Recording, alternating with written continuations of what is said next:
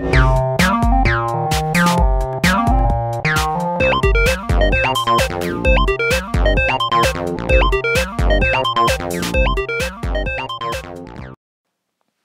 à tous, c'est Jules But pour plaisirdegeek.fr. Aujourd'hui, un petit test de Photoslice, une application qui va vous permettre de découper vos photos et de créer des petites images. Trois boutons, le coffre en bas à gauche pour sélectionner tous les effets. Vous voyez que c'était très fluide et très fun, hein. Ici, on va sélectionner donc notre petite photo dans notre bibliothèque. Voilà, on va aller chercher notre photo directement là où on le souhaite dans nos dossiers. Et ensuite, on va sélectionner un thème pour commencer à travailler. Donc n'importe quel thème. Ici, il y en a donc que moi j'ai créé directement, puisque vous aurez la possibilité par la suite de les sauvegarder. On verra ça tout à l'heure. Bien sûr, là, le thème est complètement personnalisable, les bords, le fond, le texte, tout est personnalisable. On va pouvoir donc venir un petit peu jouer donc dans ces thèmes, hein, en sélectionner plusieurs. Voilà, j'ai choisi ma photo de base et ensuite je viens modifier les thèmes. Je peux également modifier, si je le souhaite, le nombre de grilles, enfin de découpe de ma photo. Donc là, j'ai choisi de la découper en 6, 3 de large et 2 de haut. Je peux également choisir de le faire automatiquement en secouant mon iPhone avec le Random by Checking. Donc on secoue le téléphone et puis il nous fait une sélection automatique. Une fois que ça nous plaît, on clique sur Done et puis il n'y a pas de souci. Dans le bas à droite, vous voyez le petit plus, c'est ce qui va nous permettre d'ajouter une découpe de photos. Une découpe de cette photo-là ou une découpe d'une autre photo. Et en haut à droite, si vous supprimez un des morceaux, ça vous permettra d'annuler votre suppression tout simplement. Donc la petite flèche en haut à droite.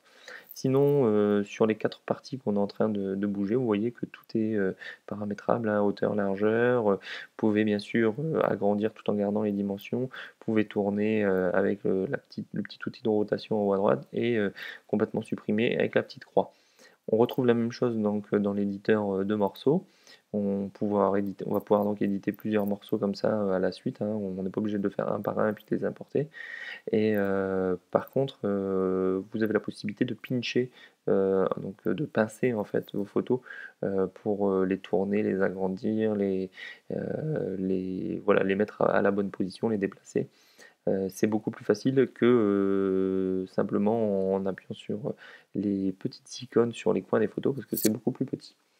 Un simple clic sur une photo l'amène au premier plan, enfin sur un bout de photo l'amène au premier plan, et ensuite un appui long l'amènera au second plan. Ici j'ai décidé sur un morceau de photo de lui dire que bah, voilà, mon bout de photo il m'intéressait, mais pas la photo qui est à l'intérieur. Donc j'ai changé la photo directement. On peut donc changer cette photo et venir lui mettre des effets. Donc là je vous laisse un petit peu voir tous les effets qui sont à notre portée et qui vont pouvoir être mis en place sur chaque bout de photo. Donc c'est pas un effet global qu'il y aura sur tous les morceaux de votre photo, mais bien un effet unique sur chaque morceau de photo. Donc on a bien la possibilité de sélectionner des effets qui sont bien sûr préréglés, hein, un petit peu des effets à la Instagram on va dire, mais plutôt des filtres de couleurs qui sont de temps en temps personnalisables. Donc on va en voir un qui est personnalisable, par exemple celui-ci, mosaïque. On va pouvoir jouer sur le nombre de pixels, donc bah, tant qu'à faire on va pas en mettre beaucoup. Et on a d'autres effets comme le stylo qui sont donc personnalisables et vous pouvez augmenter un petit peu donc la pression, la saturation, les couleurs, la luminosité. Voilà.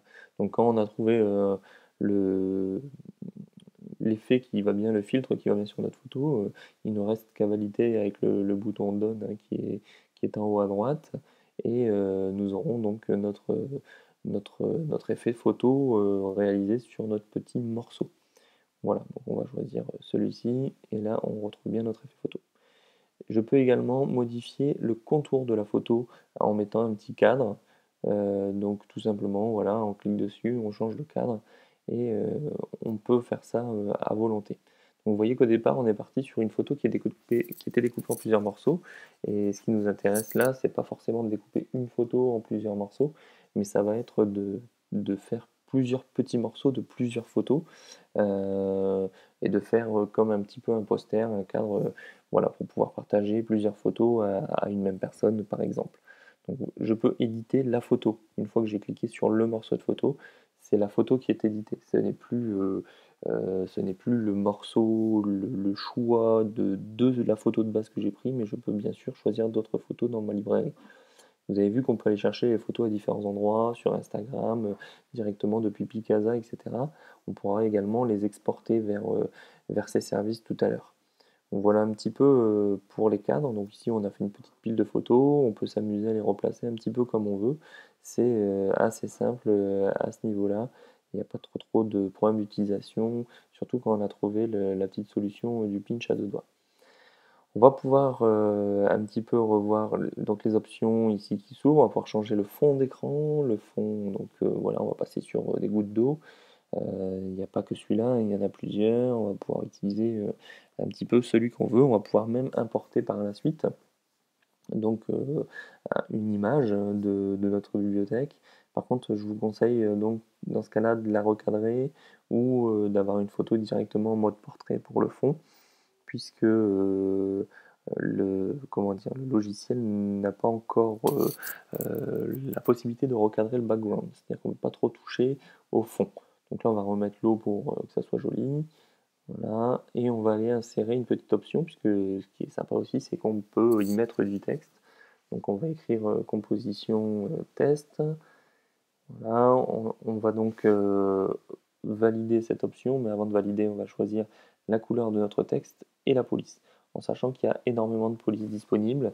Pour un petit logiciel comme ça, on a toutes les polices qui sont, je pense, inclus dans l'iPhone, voire plus avec ce logiciel-là. Et on va pouvoir lui donner un effet de rotation, lui donner un effet de taille, lui donner des effets que l'on souhaite, hein, voilà, d'agrandir plus ou moins la largeur ou la hauteur, ou de garder nos proportions. On peut toujours revenir changer le texte si la couleur ne nous plaît pas, la taille, la police, on peut revenir à n'importe quel moment, voilà, mettre une police un peu plus claire, là, le redéplacer, rien n'est fixé. En fait, le logiciel fonctionne un peu comme les calques de Photoshop, hein, où vous avez vos différents calques l'un au-dessus de l'autre et vous pouvez venir choisir un petit peu comment vous voulez les voir apparaître l'un au-dessus de l'autre ou pas. Donc là, on va choisir une autre police pour voir que on a bien possibilité de changer un petit peu toutes ces polices et puis voilà, voir un petit peu le rendu. Il y a un dernier effet que l'on trouve donc dans cette composition, c'est la possibilité de venir mettre des petits stickers, ce qu'ils appellent les stickers, donc des petits objets dans l'image, voilà, hein, qu'on peut ajouter. Alors, il y a des choses un peu rigolotes, mais on n'utilise pas beaucoup. Là, je vais mettre un trait par exemple, tout simplement pour aller souligner mon titre. Encore une fois, tout est personnalisable, rotation, etc.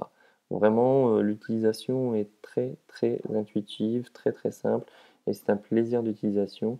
En plus, on peut tout exporter vers différents services, hein, donc c'est vraiment pratique. Donc ici, on va voir les différents menus, le menu édition sur lequel on pourra également ajouter des stickers photos. Ensuite, donc on a le menu import de photos, hein, depuis différents services, le menu découpe, hein, c'est là où on choisit comment on va découper notre photo, et le menu export sur lequel on va pouvoir sauvegarder donc notre thème, tout simplement en appuyant sur le bouton save et on pourra le récupérer plus tard. Et toujours dans ce menu, l'export de l'image vers donc notre bibliothèque, les emails, les SMS. Mais bien sûr, si vous le faites directement depuis votre bibliothèque, il n'y aura pas de souci pour l'envoyer par mail, message, etc. par la suite. Voilà pour ce petit test de PhotoSlice sur iOS, un logiciel super fun, vraiment facile à utiliser, et j'espère que ça vous aura donné envie de l'essayer. Je vous dis à très bientôt, c'était Jules But pour plaisirdegeek.fr.